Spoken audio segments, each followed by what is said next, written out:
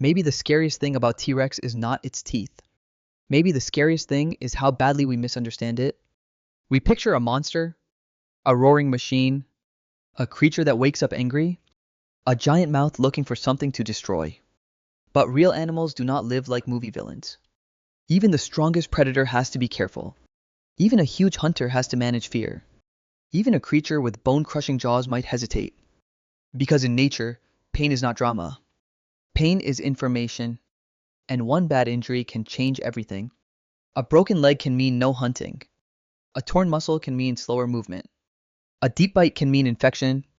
A failed attack can mean starvation later. That is the quiet part. The animal that survives is not always the boldest. It is often the one that knows when not to fight. So maybe the real T-Rex was not just terrifying. Maybe it was cautious. Maybe it was strategic. Maybe it spent more time avoiding trouble than creating it. This does not make dinosaurs less impressive. It makes them more real. The monster version is simple. The animal version is stranger. And probably much more interesting. Think about how movies usually show dinosaurs. A fence breaks. A footstep shakes the ground. A huge head appears in the rain. Then everything runs. The dinosaur roars at the camera. It attacks cars. It smashes buildings. It chases anything that moves. The message is easy to understand. Dinosaurs equal danger. Dinosaurs equal chaos. Dinosaurs equal teeth. That image is powerful. It is also useful for storytelling. A movie needs tension quickly. A monster needs to be easy to read. So the animal becomes a symbol. The symbol says, run. But fossil animals were not built for our movie scenes.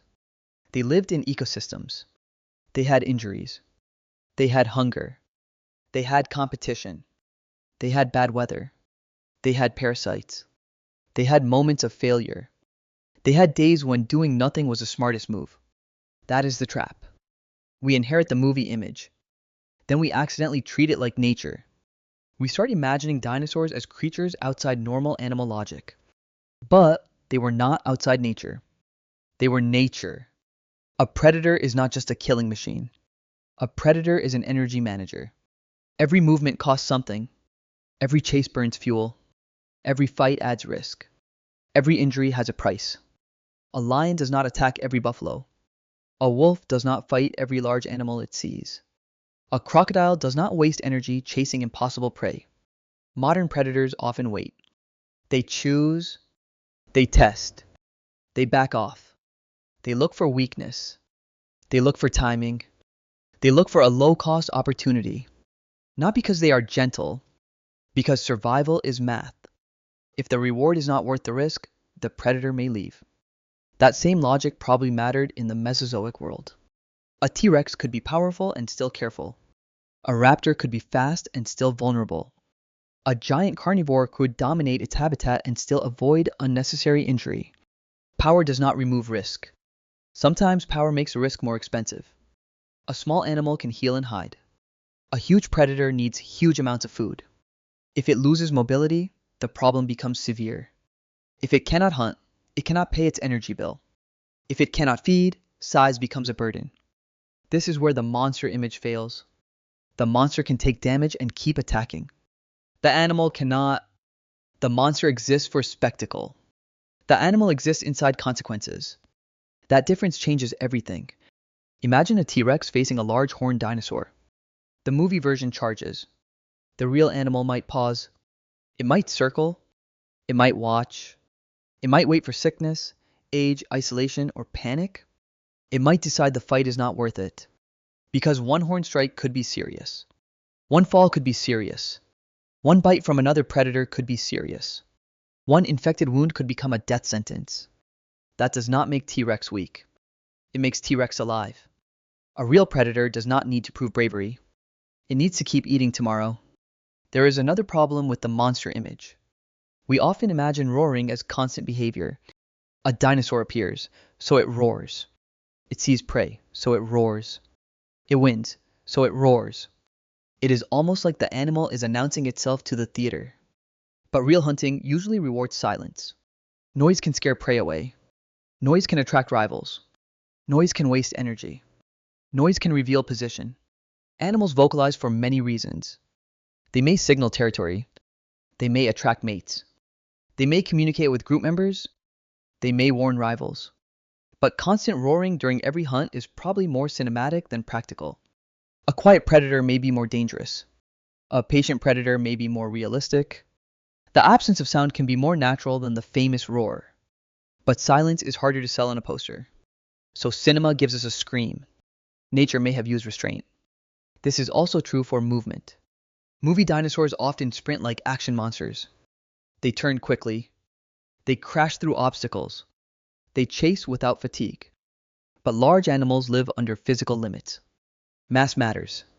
Balance matters. Joint stress matters. Heat matters. Terrain matters. A giant animal cannot behave like a superhero forever. It has to protect its body. It has to move in ways its skeleton can support. It has to avoid falling. For a massive creature, falling is not a small mistake. A fall can break bones. A broken bone can end a life. So, a huge predator might not sprint at every target. It might prefer ambush. It might prefer pressure. It might prefer scavenging when available. It might use smell, patience, and timing. It might save full effort for moments that truly matter. Not faster. Better aimed. This idea also changes how we see scavenging. People sometimes treat scavenging like an insult, as if eating a dead animal makes a predator less impressive. But in nature, free food is not shameful. Free food is efficient. A lion will scavenge. A hyena will hunt. A bear will take whatever works. An eagle may steal. A crocodile may wait. Animals do not care about our heroic categories. They care about calories. So the question is not whether T-Rex was a hunter or a scavenger. The better question is probably how it balanced opportunity. If fresh prey was available, maybe it hunted. If a carcass was available, maybe it ate. If a wounded animal was easier, maybe it followed. If the cost was too high, maybe it walked away. That is not a downgrade. That is ecological intelligence. Real predators are flexible. The ones that survive are often opportunists. They do not play one role all day. They respond to the world in front of them. A dinosaur that could hunt and scavenge would not be less fearsome. It would be more adaptable. And adaptability is one of nature's strongest powers. Now think about fear. We usually give fear only to prey. A small dinosaur hears footsteps. A herd scatters. A baby hides. The predator appears calm and unstoppable. But predators also experience danger. They can be kicked. They can be bitten. They can be crushed. They can be challenged by rivals. They can lose access to food. They can be injured by prey. Fear is not a human weakness. Fear is a survival system. It tells an animal to pay attention. It slows down reckless choices. It helps the body prepare. It helps the animal avoid damage. So yes, a terrifying predator could still know fear. Not in the human storytelling sense. Not as a dramatic inner monologue. But as a body-level signal. Avoid that horn. Do not step there. Do not chase too long. Do not fight that rival today. This is not cowardice. This is a regulation. The animal that ignores fear may die early. The animal that reads fear correctly may live longer. Maybe T-Rex knew that. Not with words. With nerves, pain, memory, and instinct. That possibility makes the animal more fascinating. It turns the dinosaur from a villain into a living decision maker. There is fossil evidence that makes this world feel less simple. Some fossils show injuries. Some show healed wounds. A healed wound means the animal survived after trauma. That one detail matters. It means life was not just attack and instant death. There were escapes. There were failed hunts. There were recoveries. There were animals that got hurt and kept living. A famous case even shows evidence connected to a T-Rex tooth in prey bone. The prey survived long enough for healing to occur. That does not create a whole movie scene by itself. But it tells us something important. Predation could fail. Prey could escape. The predator was not magic. The target was not helpless. The ecosystem was a contest, not a script. This is where the real story becomes better than the monster story. A monster always wins until the hero stops it. An animal wins sometimes, loses sometimes, misses sometimes, gets tired sometimes, backs off sometimes. That is more complex. and complexity feels closer to life. We should also talk about appearance. For decades, many dinosaurs were drawn like exposed skeletons with skin. Sharp teeth always visible, bodies shaped by drama, faces built to look cruel. But scientific reconstructions change over time. Soft tissue matters. Muscles matter. Lips or lip-like coverings may matter for some theropods. Feathers changed how people imagine many dinosaurs. Posture changed. Color ideas changed. Behavior ideas changed. The more we learn, the less simple the monster becomes. A dinosaur could look strange without looking evil. It could be massive without looking constantly angry. It could have display features, textures, scars, softness, and social signals. It could be an animal with a face, not just a skull with rage added. That matters because design affects belief. If we draw a creature like a demon, we expect demon behavior. If we draw it like an animal, we start asking animal questions. How did it rest? How did it choose food? How did it avoid injury? How did it interact with others? How did it respond to stress? How much of the day was actually violent? Those questions are quieter than a roar, but they may be closer to the truth. Most wild animals are not fighting every minute.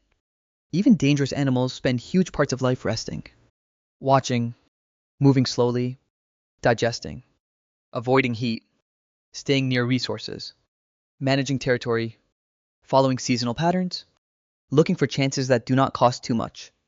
A predator's life is not one endless chase scene. Chasing is expensive. Fighting is dangerous. Resting is not laziness. Resting is strategy. This is especially important for large carnivores. Large carnivores often live under serious energy pressure. They need enough food to support big bodies. But they cannot waste effort constantly. So they become selective. They learn the landscape. They use routine. They respond to opportunity. They may look inactive for long stretches. Then one short event changes everything. That rhythm is not boring. It is realistic. A dinosaur documentary that showed only quiet waiting might seem slow, but nature often works slowly. The tension is hidden inside decisions. When to move, when to wait, when to approach, when to retreat, when to risk injury, when to accept hunger. These choices are not human thoughts, but they are still choices shaped by biology. The body calculates through instinct. The nervous system responds. Past experience matters. Condition matters. Age matters. Health matters. The environment matters. A young predator may behave differently from an old one. A hungry predator may take more risk. An injured predator may avoid conflict. A dominant animal may still retreat from a bad situation. None of that fits the simple monster image. All of it fits life. There is also the herd side of the story. Plant-eating dinosaurs were not just victims waiting in line. Many had defenses, horns, beaks, tails, armor, size, group movement, alert behavior. A predator approaching them was entering risk. Even if the predator was bigger, the outcome was not guaranteed. A kick can break ribs. A tail can injure legs. A horn can pierce flesh. A group can make approach difficult. A large herbivore is not a helpless meal. It is a moving problem. This is why real predators often prefer the vulnerable, the young, the sick, the isolated, the distracted, the already injured. That sounds less dramatic than attacking the strongest adult, but it is how survival often works. Nature does not reward cinematic fairness, it rewards efficiency. That can feel uncomfortable, but it makes sense. Predators reduce risk by choosing moments carefully. Prey reduce risk by staying alert and grouped. Both sides are constantly reading each other. The world becomes a negotiation of fear. Not just fear in prey, fear in predators too. Risk moves in both directions. This view also helps avoid making dinosaurs too human. We should not turn T-Rex into a gentle, misunderstood pet. That would be another mistake. It was still a large carnivore. It could kill. It could bite with enormous force. It could dominate many encounters. It was not harmless. The reverse angle is not that dinosaurs were secretly cute. The reverse angle is that they were real animals. Real animals can be dangerous and cautious, powerful and vulnerable, aggressive sometimes and avoidant other times. Curious, reactive, tired, hungry, stressed, and opportunistic. A shark is not evil. A crocodile is not evil. A tiger is not evil. They are dangerous because of what they are built to do, but they are still animals inside limits. T-Rex may belong in that same mental category. Not a villain, not a superhero, a living predator inside a dangerous world. That is a better kind of fear. Less cartoonish, more grounded, more respectful. The monster image also hides daily life. What did a dinosaur do when it was not attacking? Maybe it walked along familiar routes. Maybe it smelled the air. Maybe it rested in shade. Maybe it guarded space. Maybe it followed sounds from a distance. Maybe it investigated carcasses. Maybe it avoided rivals. Maybe it watched herds without charging. Maybe it failed and tried again later. We can know some things. We can test some ideas. We can compare anatomy. We can study bite marks. We can examine trackways. We can use modern animals as cautious comparisons. But we cannot watch a T-Rex live its day. So the honest picture is not absolute certainty. It is a better question. What would a giant predator need to do to survive? Not what would make the loudest movie scene. What would keep it alive next week? That question changes the image. Suddenly, the dinosaur is not just chasing humans through rain. It is managing a body, a landscape, a hunger problem, a danger problem, a competition problem, a timing problem. This makes T-Rex more believable and, in a way, more frightening. Because a reckless monster is predictable. It attacks everything. A real predator is not that simple. It may wait. It may choose. It may test weakness. It may appear inactive until the moment is right. It may leave today and return tomorrow. That kind of animal is not less scary. It is smarter than a movie monster. Not human smart. Animal smart. The intelligence of survival. The intelligence of not wasting energy. The intelligence of not getting injured for no reason. The intelligence of using the environment. The intelligence of patience. This is the version that feels closer to nature. A creature built for power, but governed by consequences. A giant head, but not endless rage. A huge bite, but not endless action. A predator, but not a cartoon villain. Maybe the biggest mistake is thinking realism makes dinosaurs smaller. It does the opposite. It gives them weight. A monster is just a symbol. An animal has a life. An animal has pressures. An animal has limits. An animal has habits. An animal has a body that can fail. An animal must survive before it can terrify anything. That is the deeper awe. Not that T-Rex was an unstoppable machine, but that it was a living creature in a world full of risk. It had power, but power did not free it from biology. It had teeth, but teeth did not remove hunger. It had size, but size did not remove pain. It may have been feared by many animals, but it still had reasons to be careful. So when we imagine dinosaurs, maybe we should keep the teeth, keep the danger, keep the scale, but remove the cartoon rage. Give them hesitation, give them fatigue, give them strategy, give them quiet hours, give them the possibility of fear. Because the real prehistoric world was not a monster movie, it was an ecosystem. And ecosystems are more interesting than monsters. They are full of pressure, full of timing, full of risk, full of animals trying to stay alive. That may be the most powerful way to see T-Rex. Not as a killing machine, not as a misunderstood hero, but as a giant living animal, strong enough to terrify, vulnerable enough to be careful, and real enough to be far stranger than the monster we invented.